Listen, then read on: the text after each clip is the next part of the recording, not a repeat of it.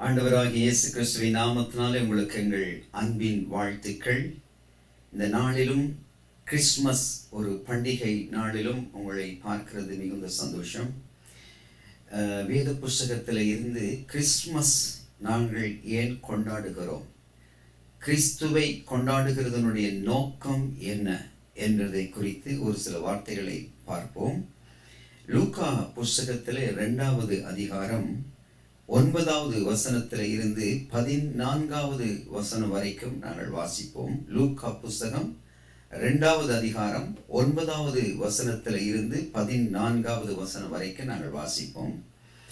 அவ்வேளையிலே கர்த்தருடைய தூதன் அவர்களிடத்தில் வந்து நின்றான். கர்த்தருடைய மகிமை அவர்களை சுற்றிலும் பிரகாசித்தது. அவர்கள் மிகவும் பயந்தார்கள். தேவதூதன் அவர்களை நோக்கி, பயப்படாதிருங்கள், இதோ எல்லா ஜனத்துக்கும் மிகுந்த சந்தோஷத்தை உண்டாக்கும் நற்செய்தியை உங்களுக்கு அறிவிக்கிறேன். இன்று கர்த்தராகிய கிறிஸ்து என்னும் இரட்சகர் உங்களுக்கு தாவீதின் ஊரிலே பிறந்திருக்கிறார். பிள்ளையை துணிகளில் சுற்றி முன்னணையில் கிடத்தியிருக்க காண்பீர்கள், இதுவே உங்களுக்கு அடையாளம் என்றான். அந்த க்ஷணமே பரம சேனையின் திரள் அந்த தூதனுடனே தோன்றி, உன்னதத்தில் இருக்கிற தேவனுக்கு மகிமையும் பூமியிலே சமாதானமும் மனுஷர் மேல் பிரியமும் உண்டாவதாக என்று சொல்லி தேவனை துதித்தார்கள்.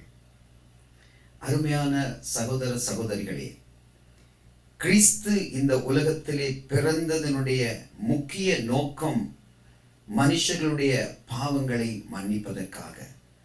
ஆதாம் ஏவாள் செய்த பாவத்தின் நிமித்தம் எல்லார் மேலேயும் அந்த பாவம் விழுந்தது. பாவம் செய்யாத ஒரு மனுஷன் பூமியில் இல்லை என்று வேதம் தெளிவாக கூறுகிறது.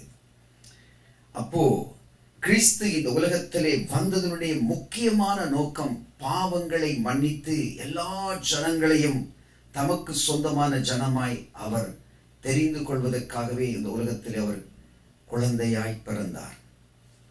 அவர் தெய்வமாயிருந்தும் ஒரு பெண்ணை தெரிந்து கொண்ட அந்த பெண்ணின் வயிற்றிலே குழந்தையாய் அவதரித்து 30 வருஷ காலம் அந்த உலகத்திலே வாழ்ந்து 3.5 வருடங்கள் ஊழியம் செய்து மரணத்துக்குள்ளாக கடந்து சென்று மரணத்தை ஜெயித்து உலகத்திலேயே முதல் மரணத்தை ஜெயித்தவர் இயேசு கிறிஸ்து. மரணத்தில் இருந்து உயிரோடு எழுந்து பரலோகம் சென்று என்றைக்கும் உயிரோடு இருந்த எங்கள் சத்தத்தை கவனித்து கேட்கிற ஒரே தெய்வம் இயேசு கிறிஸ்து மாத்திரமே. 14வது வசனத்தில் வாசிக்கும் போது, உன்னதத்தில் இருக்கிற தேவனுக்கு மகிமையும் பூமியிலே சமாதானமும் என்று வாசிக்கின்றோம். அப்போ ஆண்டவர் கொடுக்கிற பெரிதான ஒரு காரியம் பூமியிலே சமாதானம். பூமியில் இருக்கிற மக்களுக்கு சமாதானத்தை கொடுப்பதற்காகவே இயேசு இந்த உலகத்திலே பிறந்தார். இதைத்தான் நாங்கள் கொண்டாட வேண்டும். தெய்வத்தினுடைய அந்த மகிமையை, தேவனுடைய மகத்துவத்தை, அவர் இந்த உலகத்திலே பிறந்ததனுடைய நோக்கத்தை கிறிஸ்மஸிலே நாங்கள் ஜனங்களுக்கு வெளிப்படுத்த வேண்டும். அறியாத மக்களுக்கு அதை குறித்து சொல்ல வேண்டும். அங்கே பார்க்கிறோம், மனுஷர் மேல் பிரியமும் உண்டாவதாக. அந்த தேவ தூதர்கள் என்ன சொல்லி ஜெபிக்கிறார்கள், பேசுகிறார்கள், தேவனை துதிக்கிறார்கள் என்று பார்க்கும்போது, உன்னதத்தில் இருக்கிற தேவனுக்கு மகிமை உண்டாக வேண்டும், பூமியிலே சமாதானம் கிடைக்க வேண்டும், மனுஷர் மேல பிரியம் உண்டாகட்டும் என்று சொல்லி தேவனை துதித்தார்கள். அப்போ இயேசு கிறிஸ்து இந்த உலகத்துக்கு வந்த நேரமே அந்த தூதர்கள் இவர் என்ன காரணத்துக்காக இந்த உலகத்தில் வந்தார் என்று சொல்லி தேவனை துதிக்கிறார்கள்.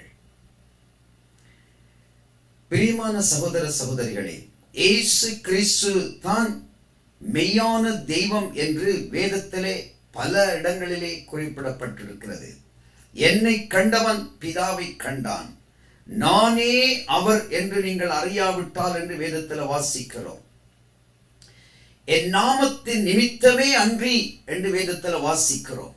ஆகவே தெய்வம் தெய்வத்தினுடைய தன்மையோடு இந்த உலகத்தில் பிரவேசிக்க முடியாதபடியினால், தெய்வத்துவத்தோடு உலகத்தில் வாழ முடியாததினால், மனுஷ ரூபம் எடுத்து ஒரு தெய்வம் உலகத்தில் பிறந்தார். இன்றைக்கு அநேகருடைய கண்கள் இருளடைந்திருந்து கண்கள் திறக்கப்படாதது இருக்கிறதுனால கும்பிடுகிறதெல்லாம் தெய்வம் என்று நினைத்து கொண்டிருக்கிறார்கள். இதைத்தான் நாங்கள் இன்றைக்கு கவனிக்க வேண்டும். நாங்கள் கும்பிடுவது எல்லாம் தெய்வமாயிருந்தால் அந்த தெய்வம் எங்களுக்காக என்ன செய்கிறது என்பதை குறித்து கவனிக்க வேண்டும். எங்களுடைய ஜெபத்தை கேட்டு அந்த தெய்வம் எங்களுக்கு உடனடியாக ஒரு பதில் கொடுக்கிறாரா? நாங்கள் வழிபடுகிறது எல்லாமே தெய்வமாய் இருக்க முடியுமா? நாங்கள் அதை சற்று தியானிக்க வேண்டும். வேதத்தில் வாசிக்கின்றோம், பரலோகத்தில் இருந்து இறங்கி வந்த தெய்வம். யோவான் எழுதின சுவிசேஷ புத்தகத்தின் 5வது அதிகாரம் 36வது வசனம் சொல்லுகிறது, யோவானுடைய சாட்சியை பார்க்கிலும் மேன்மையான சாட்சி எனக்கு உண்டு. அது என்னவெனில், நான் நிறைவேற்றும் படிக்கு பிதாவானவர் எனக்கு கற்பித்ததும் நான் செய்து வருகிறமான கிரியைகளையே பிதா என்னை அனுப்பினார் என்று என்னை குறித்து சாட்சி கொடுக்கிறது. அப்போ இயேசு கிறிஸ்து உலகத்தில் வந்தது சுயமாய் அவர் வரவில்லை. பிதாவானவரால் அனுப்பப்பட்டு இயேசு கிறிஸ்து இந்த உலகத்தில் பிறந்தார். ஒரு மனிதனுடைய, ஒரு பெண்ணினுடைய வயிற்றிலே அவர் பிறந்து அவர் வளர்ந்து உலகத்தில் பாடுகள் எல்லாவற்றையும் சகித்து பிசாசுனுடைய தலையை நசுக்கி மனுஷர்களுக்கு விடுதலை கொடுப்பதற்காக இயேசு கிறிஸ்து உலகத்திலே உதித்தார். அவர் பிறந்த அந்த குழந்தை தன்மையை வைத்து கிறிஸ்துமஸ் கொண்டாடக்கூடாது பிரியமான பிள்ளைகளே. அவர் மரணத்துக்கு உள்ளாகி மரணத்தை ஜெயித்து உயிரோடு எழுந்து என்றைக்கும் உயிரோடு இருக்கிற தெய்வம். அந்த கிறிஸ்துமஸ் நாளில் அதை குறித்த தாற்பயங்களை ஜனங்கள் அறிந்து கொள்ள வேண்டும். கிறிஸ்து ஒவ்வொரு மனிதனுடைய உள்ளத்தில் பிறக்க வேண்டும் பிரியமானவர்களே. அவர் கிறிஸ்தவர்களுக்காக மாத்திரம் வரவில்லை பிரியமானவர்களே. கிறிஸ்தவர்கள் என்று சொல்லப்படுகிறவர்கள் யார்? கிறிஸ்துவை அறிந்த பின்புதானே அவர்கள் கிறிஸ்தவர்களாய் மாறுகிறார்கள். நாங்கள் ஒரு காலத்தில் நாங்கள் கிறிஸ்தவர்களாய் இருக்கவில்லை, வேறு ஒரு மதத்தை பின்பற்றினவர்களாய் இருந்தோம். அந்த மதத்தில் நாங்கள் வித்தியாசமான முறையிலே வழிபட்டோம். ஆனால் கிறிஸ்து எங்களை சந்தித்த போதோ எத்தனையோ நினைத்து பார்க்க முடியாத இயற்கைக்கு அப்பாற்பட்ட அதிசயங்களை ஆண்டவர் செய்ததனால இந்த தெய்வம் இயேசுவை நாங்கள் வழிபட தொடங்கினோம். இதுதான் உண்மை பிரியமானவர்களே.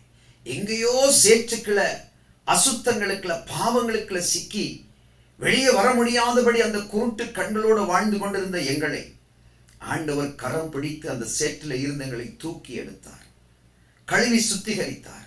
இப்பொழுது நான் உங்களுக்கு முன்பாய் இவ்வளவு பேசிக் கொண்டிருக்கிறேனே, ஒரு காலத்தில் என்னுடைய பின்னான வாழ்க்கைகளை நான் பார்ப்பேனா இருந்தால் அது அருவருக்கப்படத்தக்கதும் அசுத்தங்கள் நிறைந்ததும் மனுஷர்களால ஏற்றுக்கொள்ள முடியாத ஒரு அருவருப்பான வாழ்க்கை வாழ்ந்து கொண்டிருந்தவர்கள் தான் நாங்கள். இன்றைக்கு இந்த தெய்வத்தை குறித்து உங்களுக்கு பேசுவேனா இருந்தால் அந்த தெய்வம் எங்களுக்கு செய்த காரியங்கள் எண்ணில் அடங்காதவைகள், எங்களுக்கு செய்த காரியங்கள் சொல்லில் அடங்காதவைகள், எங்களுக்கு செய்த காரியங்கள் புத்தகங்கள் எழுத முடியாதவைகள். அவ்வளவு காரியங்களை எங்களுக்காய் அவர் செய்தார். அப்போ இங்கே வாசிக்கிறோம், பிதா என்னை அனுப்பினார் என்பதை குறித்து சாட்சி கொடுக்கிறது. இயேசுவை பிதாவே அனுப்பினார். காரணம், ஆதாம் ஏவாளுடைய மீறுதலினால எல்லா ஜனங்களுக்குள்ளும் அந்த பாவம் புகுந்தது. அந்த பாவத்தில் இருந்து விடுதலை கொடுக்க எந்த மனுஷராலும் முடியாது. பாவங்களை மன்னிக்கத்தக்கவர்கள் பூமியில யாருமே இல்லை. அதனால இயேசு இந்த உலகத்தில் பிரவேசித்தார். மரணத்தில் இருந்து ஜெயமெடுத்த அந்த தெய்வம், என்றைக்கும் உயிரோடு இருக்கிற அந்த தெய்வம், இயேசு கிறிஸ்து என்னும் இரட்சகராய் இருக்கிற அந்த தெய்வத்தை குறித்து நாங்கள் பார்க்கும் போது அப்போஸ்தலர் 17வது அதிகாரம் 3வது வசனம் சொல்லுகிறது, கிறிஸ்து பாடுபடவும் மரித்தோரிலிருந்து எழுந்திருக்கவும் வேண்டியதென்றும் நான் உங்களுக்கு அறிவிக்கிற இந்த இயேசுவே கிறிஸ்து என்றும் காண்பித்து பவுல் திருஷ்டாந்தப்படுத்தினார் என்று வேதத்தில் வாசிக்கிறோம். மரணத்தில் இருந்து எழுந்த ஒரு தெய்வம் இயேசு கிறிஸ்து, இன்றைக்கும் உயிரோடு இருக்கிறவர், இன்றைக்கும் எங்களுடைய சத்தத்தை கவனித்து கேட்கிற தெய்வம். அடுத்த இன்னொரு வசனத்தை வாசிக்கும் போது லூக்கா எழுதின சுவிசேஷ புத்தகம் 24வது அதிகாரம் 45, 46, 47வது வசனங்களை வாசிக்கும் போது, அப்பொழுது வேத வாக்கியங்களை அறிந்து கொள்ளும்படி அவர்களுடைய மனதை அவர் திறந்து அவர்களை நோக்கி. ஒரு மனிதனுடைய வாழ்க்கையில, நான் இப்பொழுது உங்களோடு பேசிக்கொண்டிருக்கிற இந்த வார்த்தைகளை, ஒரு மனிதனுடைய வாழ்க்கையில ஒரு வெளிச்சம் வர வேண்டுமானால் அவனுடைய மனது திறக்கப்பட வேண்டும். அவனுடைய இருதயத்தில் ஒரு எண்ணம் வர வேண்டும். நான் இந்த வார்த்தையை கேட்க வேண்டுமே என்ற ஒரு சிந்தை வர வேண்டும் பிரியமானவர்களே. அப்பொழுதுதான் உங்களால ஒரு காரியத்தை ஜெயிக்க முடியும். பிசாசனுடைய ஆதிக்கங்களை ஜெயிக்கிறதுக்கு முதலாவது இருள் தன்மையாயிருக்கிற எங்களுடைய இருளின் கதவு திறக்கப்பட வேண்டும். இருதயத்தின் கதவு திறக்கப்பட்டு வார்த்தையை ரிசீவ் பண்ண வேண்டும். அதுதான் இங்கே சொல்கிறது, அப்பொழுது வேத வாக்கியங்களை அறிந்து கொள்ளும்படி. வேதத்தினுடைய ரகசியங்கள், வேதத்தினுடைய வார்த்தைகள் தான் பொக்கிஷம். அவைகள் தான் இயேசுவை பிரதிபலிக்கின்ற காரியங்கள். அப்போ அதை அறிந்து கொள்ளும்படி அவர்களுடைய மனதை அவர் திறந்து அவர்களை நோக்கி, எழுதியிருக்கிறபடி கிறிஸ்து பாடுபடவும் 3ஆம் நாளில் மரித்தோரில் இருந்து எழுந்திருக்கவும் வேண்டியதாய் இருந்தது. அன்றியும் மனந்திரும்புதலுக்கும் பாவ மன்னிப்புக்கும் எருசலேம் தொடங்கி சகல தேசத்தாருக்கும். இதைத்தான் கவனமாய் கேட்க வேண்டும். எதற்காக? ஒன்று மனம் திரும்புவதற்காக, இரண்டாவது பாவ மன்னிப்பு பெறுவதற்காக எருசலேமிலே தொடங்கி சகல தேசத்தாருக்கும் அவருடைய நாமத்தினாலே பிரசங்கிக்கப்படவும் வேண்டியது என்று இயேசு பிரசங்கித்தார். அப்போ அவர் தனியா யூதர்களுக்காக வரவில்லை, யூத மக்களை காப்பாற்றுகிறதுக்காக வரவில்லை. உலகத்தில் இருக்கிற எல்லா மக்களும் இயேசுவை அறிந்து கொள்ள வேண்டும். அவர் ஒருவரே இரட்சகர், அவர் ஒருவரே ஜீவனுள்ள தேவன், அவர் ஒருவரே எல்லா மனுஷரையும் மீட்டு தன்னுடைய கரங்களுக்குள் எடுத்துக்கொள்ளக்கூடிய வாழ்க்கை கொடுக்கக்கூடிய ஒரு தெய்வம். நித்திய ஜீவனை சுதந்திரித்துக் கொள்வதற்கு நாங்கள் இந்த உலகத்தில் 70 வருஷ காலம் வாழ முடியும் என்று வேதம் சொல்கிறது. பலத்தின் மிகுதியினால் 80 வருஷம் அல்லது அதுக்கு குறிப்பிட்ட காலங்கள் கூடுதலாக வாழ முடியும். ஆனால் இந்த ஜீவன், இந்த ஆத்துமா எங்களை விட்டு பிரிந்து போகும்போது அது எங்கே போகும்? அந்த கேள்வி நாங்கள் எப்போதாவது கேட்கிறோமா? அந்த ஆத்துமா எங்கே போகும்? அந்த ஜீவன் எங்கே போகும்? அது தந்தவரிடத்துக்கு போக வேண்டாமா? அப்போ நாங்கள் அந்த தெய்வத்தை இறுக பற்றி கொண்டு அவருடைய நாமத்தை அறிந்த பிள்ளைகளாய், அவரிடத்தில் ஜெபம் பண்ணுகிற பிள்ளைகளாய் இருந்தால் நாங்கள் அவரிடத்தில் அந்த ஆத்துமா சேர்க்கப்படும். இங்கே வாசிக்கின்றோம், மனம் திரும்புதலுக்கும் பாவ மன்னிப்புக்கும் எருசலேம் தொடங்கி சகல தேசத்தாருக்கும் அவருடைய நாமத்தினால பிரசங்கிக்கப்பட வேண்டும் என்று வேதம் சொல்லுகிறது. அதுக்கு பிறகு நாங்கள் பார்க்கும் போது, எல்லாருக்கும் பாவ மன்னிப்பை அருளும்படி கிறிஸ்து மரணத்திலே இருந்து உயிரோடு எழுந்தார் என்று பார்க்கிறோம். எல்லாருக்கும் பாவ மன்னிப்பை கொடுக்கும்படி, பாவத்தை மன்னிக்கிறதுக்கு இயேசு கிறிஸ்துவுக்கு அதிகாரம் இருந்தது. அவரே அன்றி வேறு ஒருவரும் பாவங்களை மன்னிக்கிறதுக்கு அதிகாரம் இல்லை. பிரியமானவர்களே, வேதத்தில் வாசிக்கிறோம். அப்போஸ்தலர் புத்தகம் 26வது அதிகாரம் 23வது வசனம் சொல்கிறது. பழைய ஏற்பாட்டை குறித்து புதிய ஏற்பாட்டில் என்ன சொல்லப்படுகிறது? தீர்க்க தரிசிகளும் மோசேயும் முன்னமே சொல்லியிருந்தபடி கிறிஸ்து பாடுபட வேண்டியதென்றும், மரித்தோர் உயிர்த்தெழுதலில் அவர் முதல்வராகி சுய ஜனங்களுக்கும் அந்நிய ஜனங்களுக்கும் ஒளியை வெளிப்படுத்துகிறவர் என்றும் சொல்லுகிறேன் அன்றி வேறொன்றையும் நான் சொல்லுகிறதில்லை என்று பவுல் பிரசங்கித்தார். இப்பொழுதும் நான் உங்களுக்கு என்ன சொல்லுகிறேன்? சுய ஜனங்களுக்கும் அந்நிய ஜனங்களுக்கும் ஒளியை வெளிப்படுத்துகிறவர் தான் அந்த இயேசு. நாங்கள் ஆராதிக்கிற தேவன் எங்களுக்கு யார்? அந்த வெளிச்சத்தை எங்களுக்கு பிரதிபலிக்கிற தெய்வம். நாங்கள் இருளின் பிள்ளைகளாய் இருக்கிறோமா, வெளிச்சத்தின் பிள்ளைகளாய் இருக்கிறோமா? இருள் என்று சொன்னால் என்ன?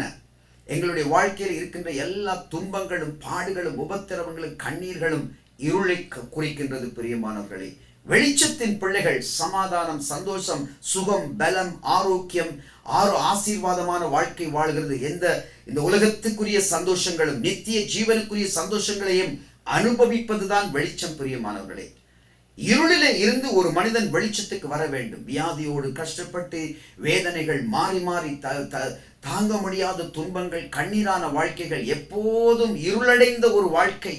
ஏன் நான் வாழ்கிறேன், நான் இந்த உலகத்தில் ஏன் வாழ்கிறேன் என்று சொல்லி அப்படிப்பட்ட ஒரு இருளான வாழ்க்கைக்குள்ள இருக்கிற அந்த பிள்ளைகளை குறித்து வேதம் சொல்லுகிறது. சுய ஜனங்களுக்கும் அந்நிய ஜனங்களுக்கும் ஒளியை வெளிப்படுத்துகிறவர் அவர்தான். அவர் பாருங்க, வேதத்தில் அழகாக சொல்லப்பட்டிருக்கிறது, சுய ஜனங்களுக்கும் அந்நிய ஜனங்களுக்கும் ஒளியை வெளிப்படுத்துகிறவர். அப்போ கிறிஸ்தவர்களுக்கு மாத்திரம் இயேசு அல்ல, எல்லா மக்களுக்கும் இயேசுதான் தெய்வம். உலகத்தில் இருக்கிற முழுவதுமான எல்லா மக்களுக்கும் தெய்வம் இயேசு ஒருவரே. அவர்தான் வானத்தையும் பூமியையும் உண்டாக்கினார் என்று ஆதியாகமம் 1 அதிகாரம் 2 அதிகாரம் எல்லாவற்றிலும் அந்த படைப்பை நாங்கள் பார்க்கலாம். வேத புஸ்தகத்தை எடுத்து தயவு செய்து திறந்து பாருங்கள்.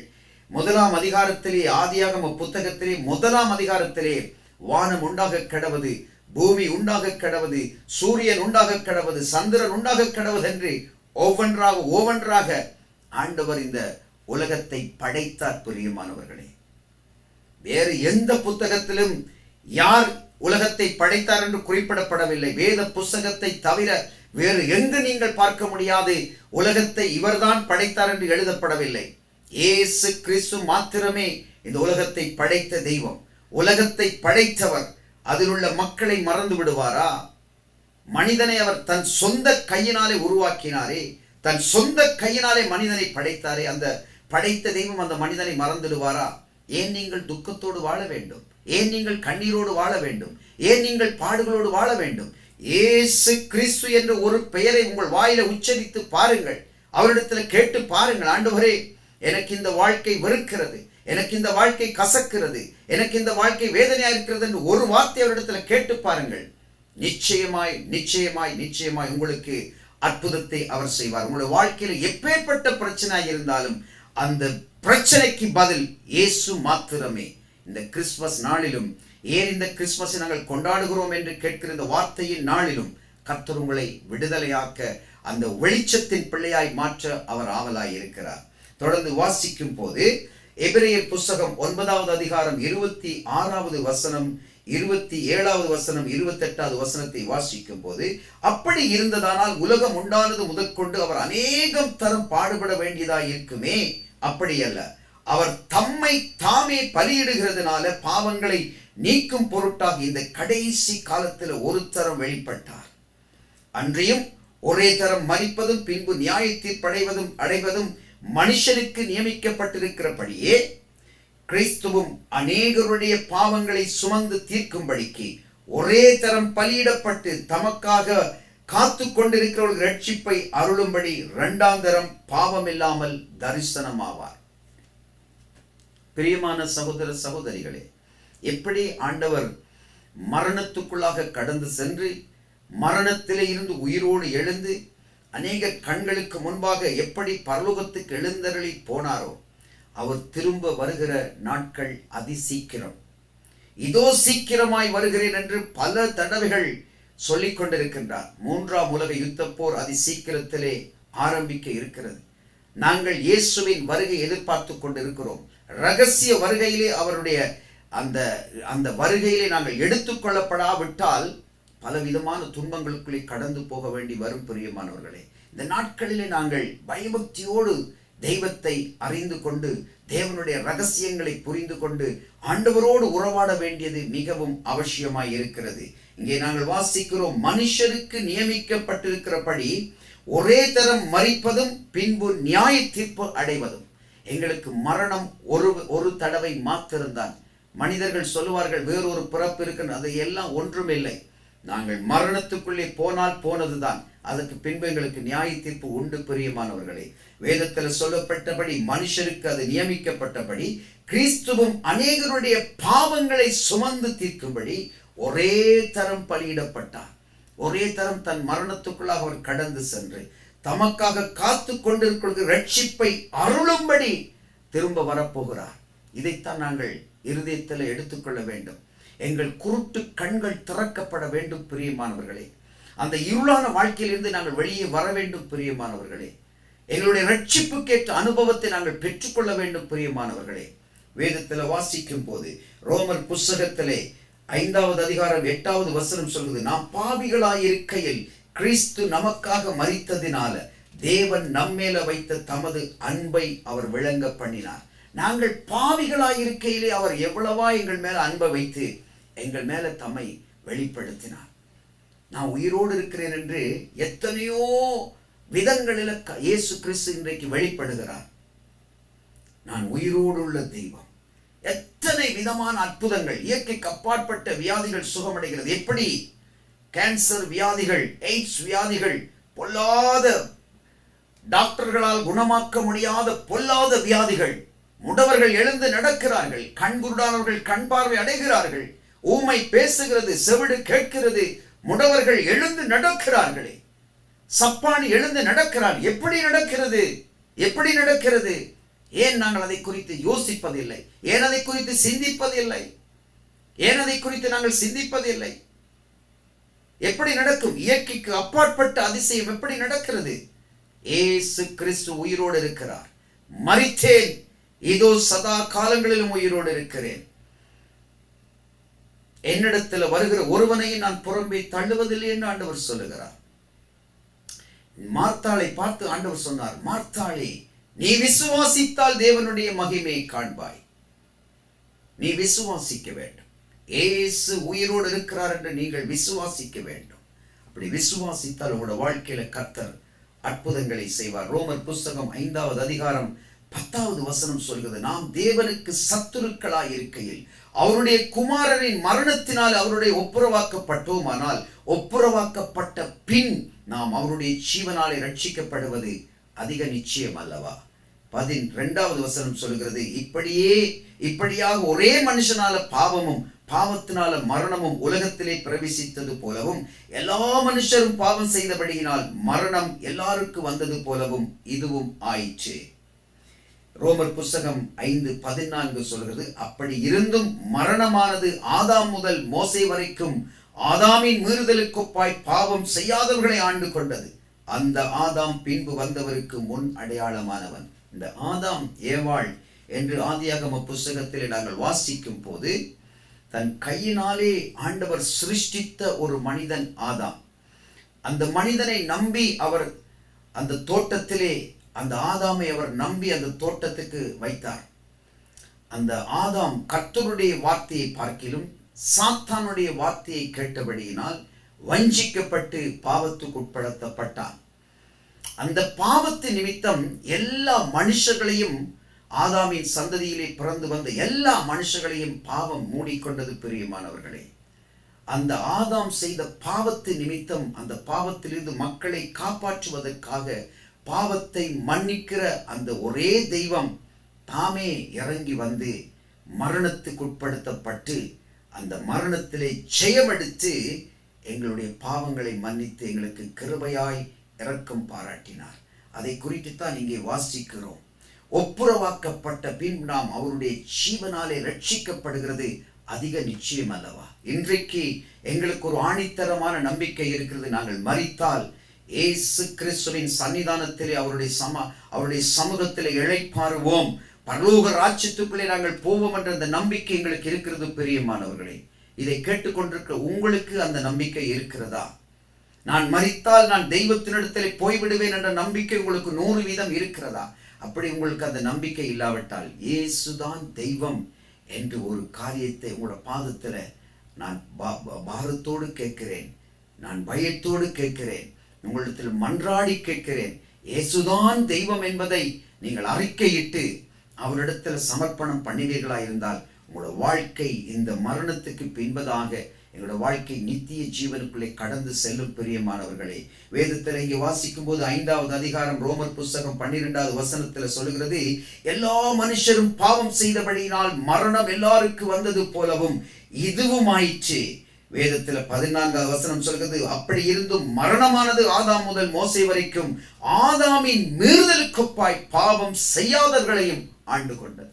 இந்த ஆதாம் என்கிற ஒரு மனிதன் செய்த அந்த தவறின் நிமித்தம் பாவம் இல்லாத மனுஷர்களாய் உலகத்தில் பிறந்த எல்லா மனுஷர்களையும் அந்த பாவம் பிடித்து கொண்டது பிரியமானவர்களே. அந்த பாவத்திலே இருந்து மீட்டுக் கொள்ளத்தான் இயேசு கிறிஸ்து இந்த உலகத்தில் வந்தார். அதற்குத்தான் நாங்கள் கிறிஸ்துமஸை கொண்டாடுகிறோம் பிரியமானவர்களே.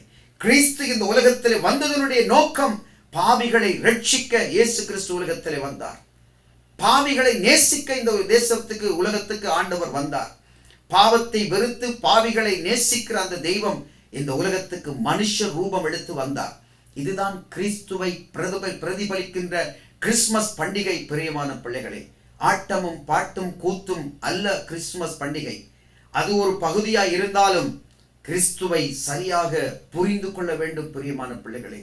ஏன் இந்த உலகத்துக்கு கிறிஸ்து வந்தார் என்பதை மக்கள் புரிந்து கொள்ள வேண்டும். கிறிஸ்து ஒவ்வொரு மனிதனுடைய உள்ளத்திலும் உதிக்க வேண்டும். இயேசு கிறிஸ்து ஒவ்வொரு மனிதனுடைய உள்ளத்திலும் வர வேண்டும். அதுதான் கிறிஸ்துமஸ். கடைசியாக ஒரு வசனத்தை வாசிக்கிறேன். ரோமர் புத்தகம் 5வது அதிகாரம் 15வது வசனம் சொல்கிறது, ஆனாலும் மீறுதலின் பலன் கிருபை வரத்தின் பலனுக்கு ஒப்பானது அல்ல. எப்படி எனில், ஒருவனுடைய மீறுதலினாலே அநேகர் மரித்திருக்க, அதாவது ஆதாமுடைய மீறுதலினாலே அநேகர் மரித்திருக்க, தேவனுடைய கிருபையும் இயேசு கிறிஸ்து என்னும் ஒரே மனுஷனுடைய கிருபையினாலே வரும் ஈவும் அநேகர் மேல் அதிகமாய் பெருகி இருக்கிறது. அவர் தம்மை தாமே மரணத்துக்கு உட்படுத்தி அந்த மரணத்திலே வந்த எல்லா பாடுகளையும் ஏற்றுக்கொண்டு அந்த பாவங்கள் எல்லாவற்றையும் தன்மேல சுமந்து உலகத்திலே வெற்றி சிறந்து இன்றைக்கும் உயிரோடு இருந்து எங்கள் பாவங்களை எல்லாம் மன்னிக்கக்கூடிய ஒரே தெய்வம் இயேசு கிறிஸ்து மாத்திரமே. அந்த தெய்வத்துக்காக நாங்கள் எங்களுடைய வாழ்க்கையை அர்ப்பணிக்க வேண்டும் பிரியமானவர்களே. அந்த தெய்வத்தினுடைய கரத்தில் எங்களை வாழ்க்கையை ஒப்புக் கொடுக்க வேண்டும் பிரியமானவர்களே. இன்றைக்கும் எங்களுடைய வாழ்க்கையில் இருக்கிற எல்லா காரியங்களும் தேவனுக்கு முன்பாக சுமையாயிருக்கும்படி, ஒரு பயத்தோடும் நடுக்கத்தோடும் இருக்கும்படி தேவ சமூகத்தில் எங்களை அர்ப்பணிக்க வேண்டும். இந்த வார்த்தைகளை கேட்ட உங்கள் ஒவ்வொருவரையும் கர்த்தர் ஆசீர்வதிப்பார். எங்களுடைய நோக்கம், எங்களுடைய ஏக்கம், எங்களுடைய பெருமூச்சு என்னவாய் இருக்க வேண்டும்? நாங்கள் மரணத்துக்கு பின்பு எங்களுடைய ஆத்துமா எங்கே போகிறது? அது நித்தியமாய் அந்த இடத்துக்குள்ளே போக போகுதே. ஒருவேளை பரலோகமாக இருக்கலாம், அல்லது நரகமாய் இருக்கலாம், பாதாளமாய் இருக்கலாம். இந்த பரலோகத்துக்கு போகிறோமா, பாதாளத்துக்கு போகிறோமா என்கிறதை குறித்து இந்த உலகத்தில் இருக்கிற நாட்களில் கவனமாய் சிந்திக்க வேண்டும் பிரியமானவர்களே. மரணத்துக்கு பின்பு நாம யோசித்து பிரயோஜனம் இல்லையே. உயிரோடு இருக்கிற நாளில் இதை குறித்து சிந்திக்க வேண்டுமே. அதற்காக நாங்கள் என்ன செய்யலாம் என்று சொன்னால், எங்களுடைய ஆவி ஆத்துமா சரீரத்தை பயபக்தியோடு நடுக்கத்தோடும் பேணி பாதுகாத்து அவருக்கு முன்பாக எங்களை தாழ்த்த வேண்டும். ஒரு விசை தலைகளை தாழ்த்தி இந்த வார்த்தைக்காய் ஜெபம். என்னோடு சேர்ந்து ஒப்பு கொடுத்து ஜெபிங்க. இந்த கிறிஸ்துமஸ் பண்டிகை நாளிலும் என் ஆவி ஆத்துமா சரத்தோட கரத்தில் ஒப்பு கொடுக்கிறேன் என்று சொல்லி ஆண்டுடைய சமூகத்தில் ஜெபம். எங்களை அதிகமாக நேசிக்கிற பரிசுத்தமுள்ள ஆண்டவரே, உங்களோட கிருபை எங்களோடு கூட இருந்து எங்களை நடத்துகிறபடியினால் நாங்கள் நன்றி செலுத்துகிறோம் சுவாமி. என் தேவனுடைய கரம் கூட எங்களை நடத்தும்படி நாங்கள் ஜெபிக்கிறோம் கர்த்தாவே. இல்லாதவைகளை இருக்கிறது போல அழைக்கிற தெய்வத்தினுடைய பாதத்தில் எங்களை ஒப்புக் கொடுக்கிறோம். இதுவரைக்கும் தேவன் காட்டி வந்த பெரிதான கிருபைகளுக்காக நாங்கள் நன்றி செலுத்துகிறோம் சுவாமி. ஆண்டவரே, உங்களுடைய சித்தம் எங்களுடைய வாழ்க்கையில நடக்க வேண்டுமாய் நாங்கள் ஜெபம் பண்ணுகிறோம். விசேஷமாக ஆண்டவரே கர்த்தாவே, இந்த நாளிலும் கிறிஸ்துமஸ் ஆண்டவரே பண்டிகை நாளிலும் என்னை ஒப்புக் கொடுக்கும்படி தகப்பனே, ஆவி என் ஆத்துமா என் சரீரத்தோட பாதத்தில் ஒப்புக் கொடுக்கிறேன். ஆண்டவரே, நான் மரணத்துக்கு பின்பு தேவ சமூகத்தில் நான் சேர்ந்து விட வேண்டும், நித்திய வீட்டிலே நாங்கள் பங்கடைய வேண்டும் என்று ஆண்டவரே கேட்கிற ஒவ்வொரு பிள்ளைகளையும் அவனமாய் நீங்கள் ஆசீர்வதியுங்கள் சுவாமி. ஒருவரையும் கைவிடாதபடி கட்டி அணைத்து முத்தமிடுங்கள். எல்லாருடைய பாவங்களை மன்னித்த அந்த பிள்ளைகளுக்கு ஆறுதல் கொடுங்கள் சுவாமி. உங்களோட கிருபை பெருகட்டும். ஒவ்வொருவரையும் உங்களோட ரத்தத்தினால மூடுகிறேன். நசரேயனாகிய இயேசு கிறிஸ்துவின் நாமத்தினால ஒப்பு கொடுத்து நான் ஜெபிக்கிறேன். எங்களுக்கு ஜீவனை கொடுத்த நல்ல பிதாவே, ஆமீன் ஆமீன். கர்த்தர் உங்கள் ஒவ்வொருவரையும் நிறைவாக நிறைவாக நிறைவாக ஆசீர்வதிப்பாராக. ஆமீன் ஆமீன். God bless.